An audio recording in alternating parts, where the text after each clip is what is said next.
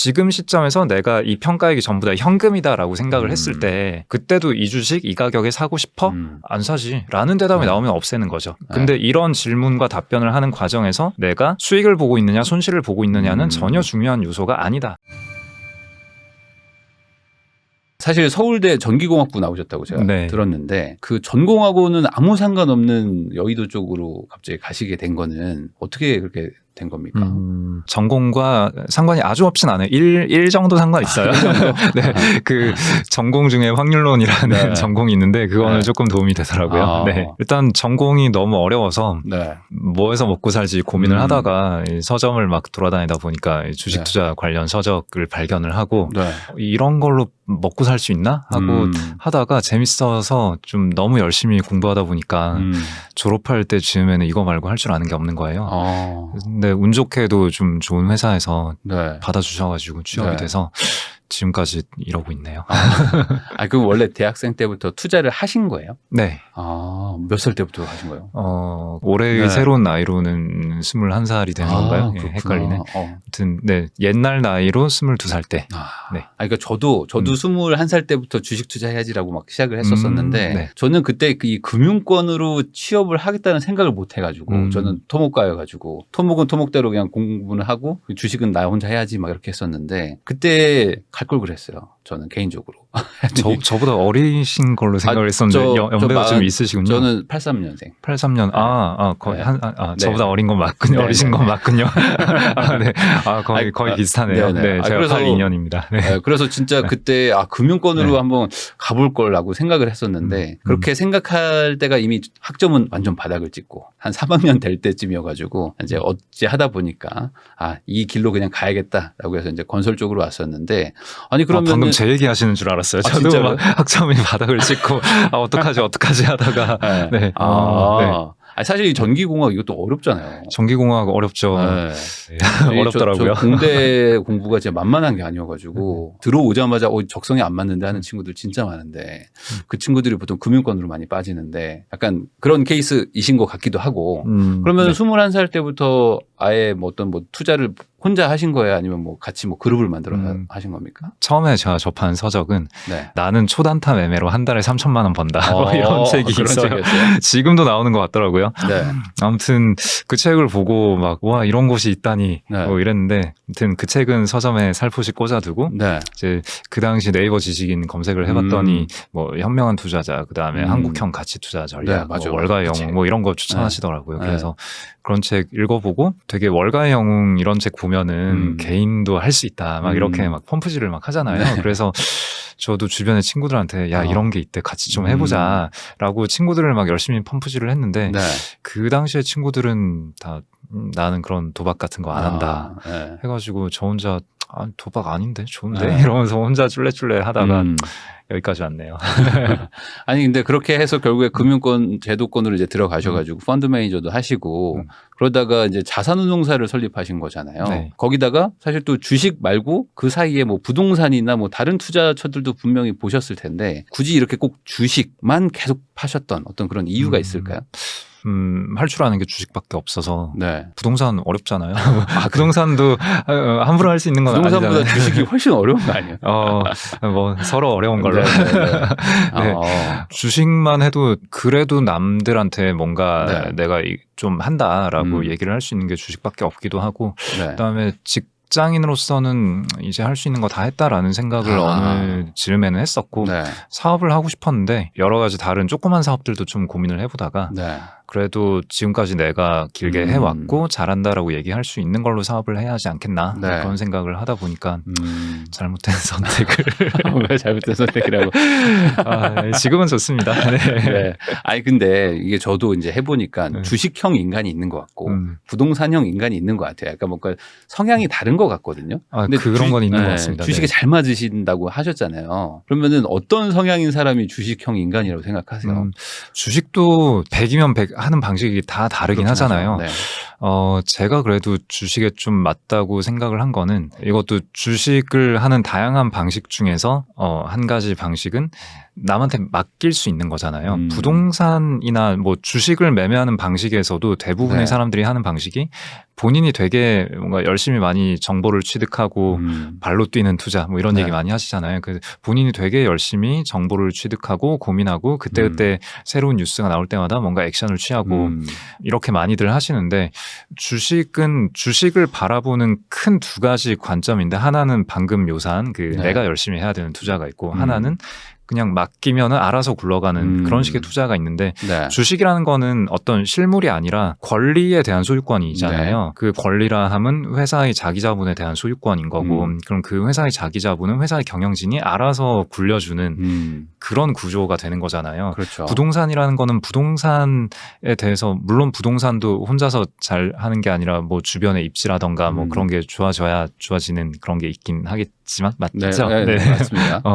주식이라는 것은 그 경영진이 알아서 잘 해주는 그런 게 있어서 약간 내가 믿을 만한 경영진을 만약에 아주 극소수이겠지만 네. 찾아냈다면은 약간 내가 게을러도 되는 내가 되게 면밀하게 뭔가 바라보지 않아도 좀 알아서 잘 해주는 누군가가 있다. 네. 그런 게 저한테는 좀 좋았던 것 같아요. 그러니까 네. 내가 막 다 책임지고 막 끌고 가고 하는 게 부동산에 조금 더 가깝다면은 주식은 어쨌든 알아서 운영진들이 있고 알아서 해주니까 어찌 보면은 좀 거기에 얹어가지고 같이 부자가 될 수 있는 뭐 그런 네. 거라고 볼 수도 있겠죠. 네, 기본적으로 뭐 제 선택에 대한 책임은 제가 지는 거긴 한데 누군가 대신 그 실무 매일매일에 일을 다 해주니까 돈 벌어다 주는 그 업무를 누군가 그 회사 분들께서 해주고 저는 네. 얹혀가는 거잖아요. 주식 투자라는 거는. 네. 그런 게 좀 재밌더라고요. 그리고 되게 예전에 공돌이로서의 뭐랄까 네. 약간의 자격지심이라고 해야 될까요? 네. 나는 세상 물정을 잘 모른다. 좀 이런 게 좀 있었는데 그래도 주식 투자를 하다 보면 여러 산업 분야를 공부를 많이 해야 되잖아요. 네. 그러면서 세상이 이렇게 돌아가고 있구나라는 거를 하나씩 알아가는 것도 그 자체로 되게 재밌었고 그랬습니다. 근데 이 책 그 서문에 보면은 요 인상적인 부분이 있었거든요. 뭐냐면은 그 무언가 열심히 하는 것보다는 열심히 안 하는 게 오히려 더 괜찮은 실적을 올린다. 그리고 뭐 웬만한 뭐 펀드 수익률들이 뭐 시장 수익률이 이기기도 어렵다. 뭐 이런 얘기들도 네. 있더라고요. 네. 요게 어떤 얘기입니까? 그러니까 그렇게 얘기하면 굉장히 언짢아 하실 분들이 많은데 네. 그리고 저도 어쨌거나 주식을 잘 할 수 있습니다라는 걸로 제 본업을 삼고 있는 사람이니까 네.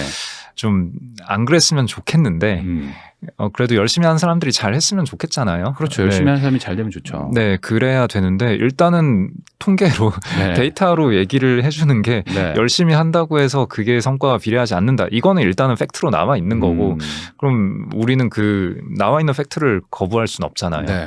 그러면 여기서 우리가 해야 될 질문은 왜 이런 일이 일어나는 것인가 그리고 나는 그 함정에 빠지지 않기 위해서는 어떻게 해야 할 것인가 이런 식으로 질문을 던져야 되는 거고 뭐 말씀해 주신 걸 다시 반복을 하자면은 뭐 대부분의 열심히 일하는 펀드 매니저 그 펀드들은 시장 지수를 이기지 못하고 그렇다고 해서 개인 투자자가 평균적으로 시장을 이길 수 있느냐 하면은 네. 또 그것도 아니고 네. 열심히 해서 자기가 직접 주식을 골라서 매매를 해서 돈을 벌어보고자 하는 사람의 절대 다수는 네. 그냥 인덱스 펀드에 투자해놓고 시장 지수 전체 지수를 추종하는 인덱스 펀드에 투자해놓고 가만히 있으면서 아무것도 안 한 사람보다 네. 돈을 못 번다. 이런 결과가 나오는 거고요. 그게 되는 이유는 명확하게 밝혀진 것들은 일단 거래 비용. 네. 주식을 사타 팔았다 할 때마다 나가는 그 비용들 세금 수수료뿐만 아니라 슬리피지라는 그 거래 비용이 또 눈에 보이지 않는 비용인데 이게 또 어마어마하게 크거든요.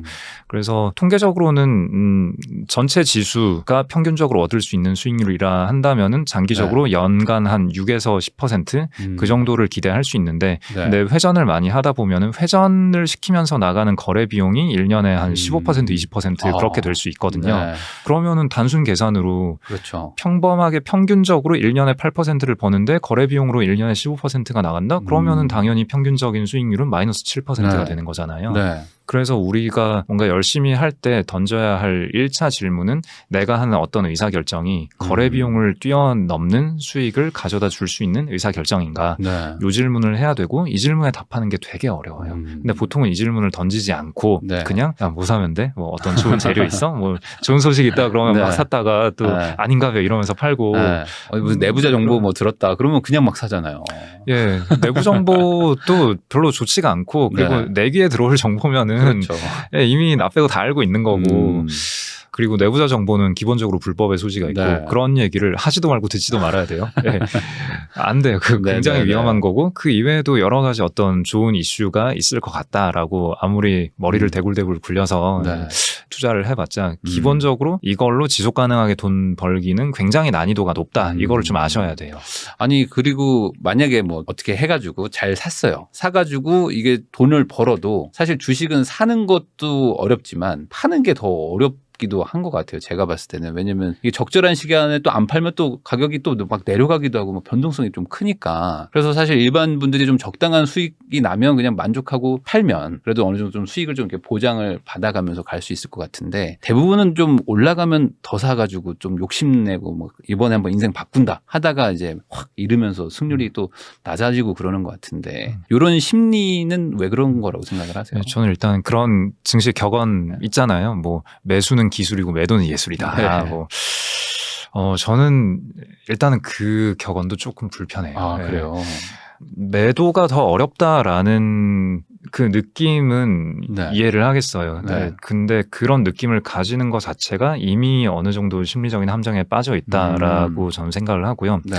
매도를 하고 매도가 어렵구나, 매도를 잘 했어야 되는구나라고 우리가 깨닫게 되는 시기가 언제냐라는 거를 생각을 해보면 방금 언급해 주셨다시피 네.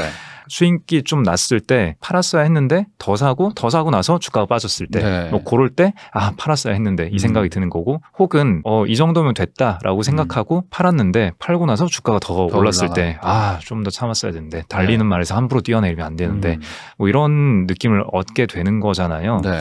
그러니까 살 때는 그 이전 레코드가 없잖아요. 네. 그러니까 사면은 이제 그때부터 시작을 하는 거기 때문에 사자마자 뭐 급락을 하거나 그게 아닌 이상은 네. 잘못 샀다 이렇게 생각이 드는 경우는 별로 없어요. 네. 근데 팔거나 혹은 이익이 났다가 다시 손실 구간으로 접어들거나 이러면은 네. 그러니까 고점을 찍고 빠지면은 아 저때 팔았어야 하는데 이런 생각이 들고 나는 들고 있었으니까 네. 과거에 내 경로가 있는 거잖아요. 네. 그 생각이 들고 그렇죠. 그 다음에 팔면은 팔았다는 액션 자체도 네. 저는 그 심리적으로 공매도 포지션이 된다라고 표현을 하는데 공매도는 기본적으로 또 굉장히 돈 벌기 어려운 방법이에요. 네. 주식을 사는 그 롱 포지션에서는 최대 이익은 무한대고 최대 손실은 100% 마이너스 네. 100%잖아요. 근데 공매도 포지션에서는 최대 이익은 100%고 네. 최대 손실은 무한대잖아요.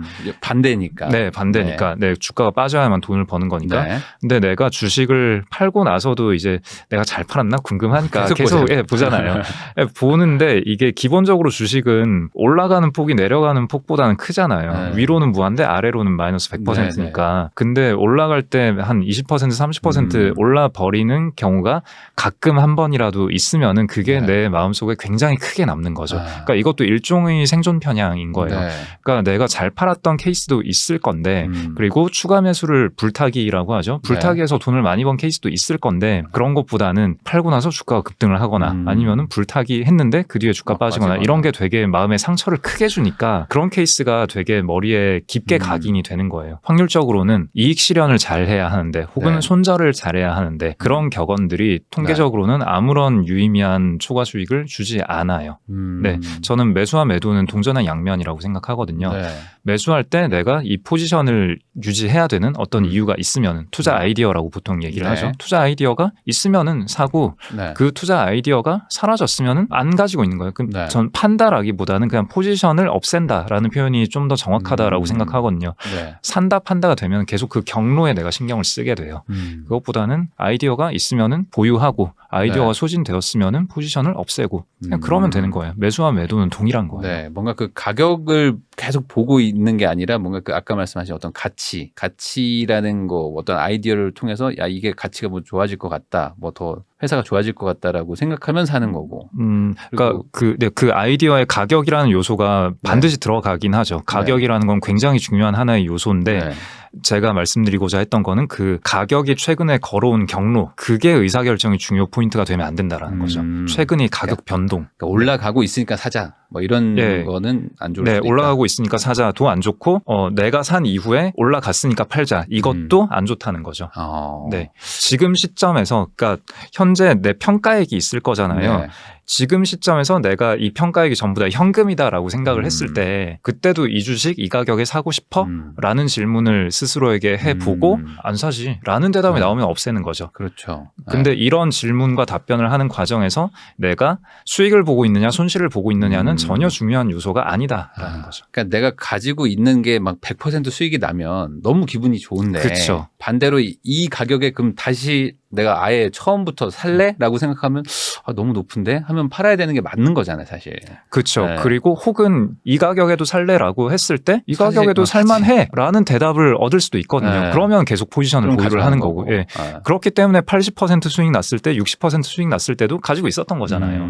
그래서 100%가 된 거고 여기서 계속 가지고 있다가 200이 될 수도 있는 건데 그러니까 원점에서 다시 생각하는 그런 질문을 계속 던져봐야 된다라는 거죠. 아니 근데 아까 말씀하신 거랑 또 이어서 생각해 보면 펀드 매니저들도 뭐 그런 마인드를 가지고 해서 이렇게 좀 수익을 시장 수익률보다 좀 높이면 좋을 텐데 그럼 아까 말씀하신 계속 그 거래량이 막 늘어나고 해서 수수료가 많이 나가고 하면서 시장을 못 이기는 건가요? 어찌 보면 전문가고 배운 사람들인데도 일반인처럼 수익률이 똑같이 뭐 안 나온다고 하면은 뭐가 근본적인 문제인 건지. 그 전문가이기 때문에 빠지는 함정들이 또 있거든요. 그래요? 사람이 기본적으로 정보량이 많아질수록 내가 더 잘한다라는 착각에 빠지게 되고 그다음에 뭔가를 하고 싶은 충동을 느끼게 돼요. 네, 아마 개인 투자자 분들도 많이 느끼실 거예요. 뭐 어떤 내가 공부를 열심히 하면 할수록 내가 이 주식 좀 잘 아는 것 같고 그래서 좀 사고 싶다라는 충동 혹은 지금이면은 팔 타이밍에 이런 미묘하게 타이밍이 보이는 것 같은 느낌도 들고 막 하잖아요. 그 기관 펀드 매니저들은 늘상 그걸 느끼거든요. 그리고 또 이 사람들도 결국은 직장인이기 때문에 약간 주변으로부터의 압박 같은 게 있어요. 오늘 하루 매매를 아무것도 안 하고 있으면은 뭔가 놀고 있는 것 같고 주가는 계속 변하죠. 뭐 하냐고 대응 안 하냐. 주가가 빠지고 있든 오르고 있든 매일매일 주가 변동은 있잖아요. 그럼 그 주가 변동에 대해서 그냥 손 놓고 지켜보고 있으면은 열심히 안 하는 것 같은 느낌을 좀 주거든요.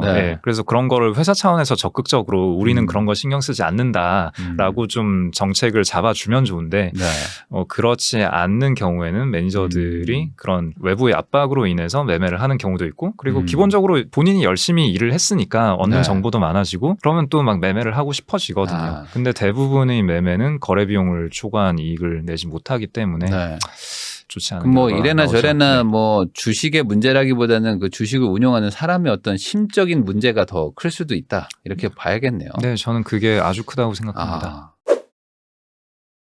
아니 그러면 이제 대표님 얘기를 들어보면 전문가도 안 되고 초보자도 안 되고 그러면은 결국에 이 주식 시장에서 어떻게 해서 돈을 초과 수익을 버느냐 그러면은 이제 그동안 검증된 그 정말 투자의 현인 같은 사람들이 있잖아요. 뭐 이 책에서도 써주셨지만 벤저민 그레이엄, 워렌 버핏, 피터 린치 하면 뭐 정말 주식에서는 뭐 거장 중에 거장이신 분들 아닙니까? 그러면 이런 분들의 성공 전략을 따라하는 건 어떻습니까? 그래서 제가 앞서 그런 얘기를 하다 보면 좀 종종 오해를 받는 게 그래서 초과 수익을 내는 게 불가능하다는 그러니까 약간 그렇게 들리거든요. 근데 저는 해도 안 돼. 이렇게 어렵다와 불가능하다는 다르다라고 생각을 하고요.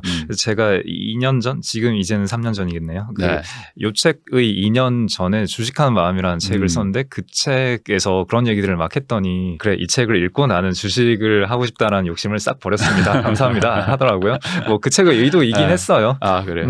근데 이제 그런 얘기를 막 하다 보니까 또 이게 그럼 불가능하다는 거냐 뭐 이런 얘기도 많이 들었고 그리고 또 열심히 하시는 분들이 또 좀 언짢아 하시는 기색도 보이셨고 열심히 해도 안 된다는 거예요. 난 지금 열심히 하고 있고 잘 하고 있는데 뭐 그렇게 말씀을 해주시는 분도 계시고 그래서 저는 불가능하다라고 얘기를 한 적이 없습니다. 불가능이 아니라 그냥 어렵다. 생각보다 많이 어렵다라는 거고 그다음에 우리가 열심히 한다라는 것도 그 열심히의 방향 무엇을 열심히 하는 게 추가 수익에 도움이 되는 거냐 여기에 대해서도 방향을 잘 못 잡는 경우가 굉장히 많기 때문에 그런 얘기들을 또 하면 얘기가 길어지니까 첫 책에서는 네. 그냥 어렵다 하고 넘어갔는데 그러면 이제 후속작 내달라. 그래도 뭐 좀 열심히 하고 싶다. 뭐 해야 되냐. 그러니까 열심히 해야 될 노력의 방향을 정해달라. 그러니까요. 네. 예. 그래서 지금 딱 말씀해 주신 그대로 네. 자 그러면 우리가 뭘 해야 될지를 결정을 하려면은 어쨌거나 잘한 사람 훌륭한 성과를 낸 사람으로부터 배워야 하는 게 당연한 수순 아니겠느냐라는 게 기본적인 생각이고요. 근데 이 바닥이 또 아까 했던 얘기랑 다 이어지는 거긴 한데 주변에 단기적으로 좋은 성과 낸 사람은 많아요. 엄청나게 많아요. 엄청나게 많은데 이분들이 정말 지속 가능하게 좋은 성과를 냈느냐 일단 검증 가능한 성과를 냈느냐 네. 요것도 이 필터에서 대부분이 사라지고요. 그다음에 지속 가능한 어떤 원칙을 가지고 성과를 냈느냐 여기에서 또 대부분이 걸러지고요. 그 다음에 그 원칙을 우리가 배울 수 있느냐. 네. 그러려면 일단 이 사람이 알려줘야 되고 그 다음에 네. 그 알려주는 걸 내가 배울 수 있어야 되잖아요. 요렇게 두 가지 필터를 추가로 적용을 해보면은 제가 아는 한 전 세계에서 요 세 명밖에 안 요 세 명밖에 남더라고요. 없다. 네. 그러니까 이게 뭐 가치 투자니 뭐 모멘텀 투자니 뭐니 그런 걸 다 떠나서 네. 그냥 주식 투자를 한 모든 인류 중에서 네. 제가 아는 한으로는 요 세 명밖에 없는 거예요. 장기간 성과도 냈고 그리고 네. 알려주기도 하고 네. 그리고 배울 수 있는 어떤 뭐 구성이 네. 아주 심각하게 어렵거나 막 네. 감으로 하거나 이런 것도 아니. 네. 뭔가 네. 그 팩터가 있는 그런 거는 이 세 분밖에 없다. 네, 제가 아는 한은. 네. 그러면은 사실 이분들이 오래된 분들이잖아요. 그러니까 그동안 책도 많이 나오고 그걸 실제로 따라하는 분들도 있었을 텐데 이게 안 되는 분들이 훨씬 많을 거 아닙니까? 따라했다 안 되는 거. 그러면 그런 분들은 뭐 어떤 점에서 뭔가 잘못을 했거나 뭐 실수를 했거나 했다고 보시는 거예요? 저는 이게 사고 체계와 스타일 요거를 구분하지 못한 실수가 있었다. 사고 체계와 스타일이 다르다. 네. 네. 사고 체계라 함은 제일 처음 시작은 주식이라는 자산이 도대체 뭐냐. 뭔가를 사려면은 내가 뭘 사는 건지를 알아야 될 거잖아요. 그렇죠. 부동산을 살 때는 그 부동산에 대한 소유권을 네. 사는 거잖아요. 네. 네, 그리고 그 현장도 가보고 뭐 등등등 하는 거잖아요. 그리고 미술품을 산다. 그럼 당연히 내 눈에 보이는 그 미술품을 소유하는 거고. 네. 네. 근데 우리가 보험에 가입을 한다거나 그럴 때는 약간 이거 어렵잖아요. 그러니까 보험 가입할 때는 고민을 되게 많이 하시는데 네. 주식 살 때는 약간 편의점 라면 사듯이 사는 그거보다 고민 안 하는 분도 있을 거예요. 네. 그래서 사고 체계라 함은 네. 일단 이 내가 사는 이 자산이 도대체 뭐 하는 자산이냐부터 시작해서 내가 그럼 주식을 돈 벌려고 하는 거잖아요. 네. 뭐 사회 환원하려고 이거 하는 거 아니잖아요. 그러면은 주식을 사는데 네. 이 자산을 사서 내가 돈을 벌 수 있는 이유는 무엇인가? 과연 이 사회가 어떤 이유로 내가 주식 투자를 통해서 돈을 벌게 냅두는 거지? 이런 거에 대한 대답이 있어야 되잖아요. 그러니까 주식이라는 것부터 공부를 해야 되는 거군요. 네, 주식이 무엇인가? 도대체 뭔지, 주식이라는 자산이 도대체 뭔지, 법적으로 어떤 권리가 보장이 되어 있으며, 그러면은 이게 어떤 가격을 매겨서 이 권리를 사고 판다라는 건 도대체 어떤 의미인가? 네. 그럼 이 주식을 내가 10,000원을 주고 어떤 주식 한 주를 샀다 치고, 그럼 다른 사람이 나한테서 뭐 11,000원에 이 주식을 사가는 이유는 도대체 무엇인가? 네. 뭐 그런 거에 대한 고민들을 이제 쭉 하고, 그럼 여기에서 내가 돈을 번다라는 게 지속적으로 돈을 버는 게 가능하려면은 어떤 것이 필요한가? 그리고 나는 그거를 실천을 할 수 있는 사람인가? 일단 그 초과 수익의 가능성, 돈을 벌 수 있는 가능성에 대한 고민을 먼저 하고 그래 할만한 것 같아 네. 라고 하고 뛰어들어서 세부적인 기업 분석을 해보거나 아니면 인덱스 펀드를 사거나 등등등의 작업을 해야 되는데 그 작업이 안 되는 거죠. 그리고 이제 열심히 하겠다라고 공부를 하시는 분들은 이런 작업을 일단은 좀 건너뛰지 않는 분도 많으시지만 네. 그냥 대충 넘어가고 뭐랄까 이분들의 스타일, 이분들이 어떤 기준에 부합하는 주식을 매매를 했는가, 뭐 PER이라는 지표가 있고 PER이 낮은 주식들을 사서 돈을 벌었다. 네. 라던가 뭐 순유형 자산이라는 거에 집중을 했다, 혹은 뭐 매출의 성장성에 집중을 했다, 네. 라던가 뭐 여러 가지 그 사람들이 실제로 했던 어떤 포트폴리오의 특성들 있잖아요. 그것과 사고 체계를 혼동을 한 거죠.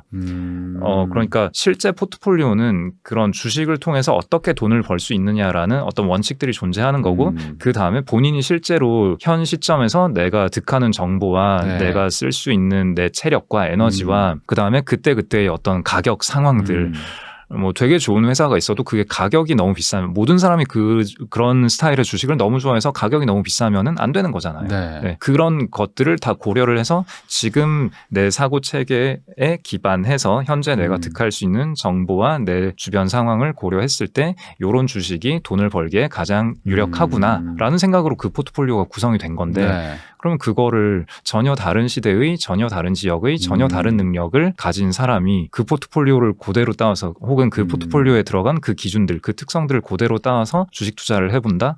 잘 될 수도 있고 안 될 수도 있겠죠. 네. 그렇지만 그게 잘 됐다 한들 잘 못 됐다 한들 그것만으로는 이 사람의 어떤 사고 체계가 네. 유의미했나 아니냐를 밝히는 데는 큰 도움이 안 되거든요. 그러니까 정말 핵심을 짚지 못하고 겉모습만 보고 겉핥기만 네. 가지고 이거를 배웠다. 내가 적용해 봤다라고 착각하는 거죠. 그러니까 그 결과가 잘 됐어도 문제고 잘 안 됐어도 문제인 거죠. 네. 아니 이게 저도 이해가 되는 게 제가 수학을 잘 못했어 가지고 수학을 할 때 보면은 해설집을 막 보고 그냥 아 이렇게 해서 하는 거구나 답을 쓰면 답은 정답인 건 맞잖아요. 근데 이게 왜 이렇게 무슨 원리로 이렇게 되는 건지를 공부하는 사람들이 사실 다른 문제들도 다 풀고 하는 건데 변형 기출이 나왔을 네. 때 근데 이게 원리를 안 되는 네. 거지. 네. 이게 2000년엔 통했는데 2006년엔 안 통하는 네. 걸 수도 있는데 네. 그게 왜 안 통하는지도 모르겠고. 네. 그러니까 최근에 안 통했다고 해서 아 그러면 그레이엄 하물 역시 옛날 사람이라 안 통하네 이러는 것도 너무 안타깝고 그다음에 네. 본인이 적용해봤는데 본인은 통했어. 네. 그러니까 아 이거 무시하지 마라. 네가 잘못한 거다. 뭐 이러면서 나는 잘 되는데 뭐 이런 식으로 추앙하는 것도 저는 아, 그것도 조금 문제가 있지 않나 그런 네. 생각이 들고요. 결국에 그 본질을 알고 원인과 그 어떤 작동 그 메커니즘을 알아야 되는 거지. 이 출력된 프린트물만 보고 있어가지고는 이게 변형 기출에 대응이 안 된다. 근데 이제 항상 시대는 바뀌고 종목도 바뀌다 보니까 그래서 이제 단순히 적용해서 뭐 실패를 하는 경우가 많다. 뭐 이렇게 정리하면 되겠네요. 네.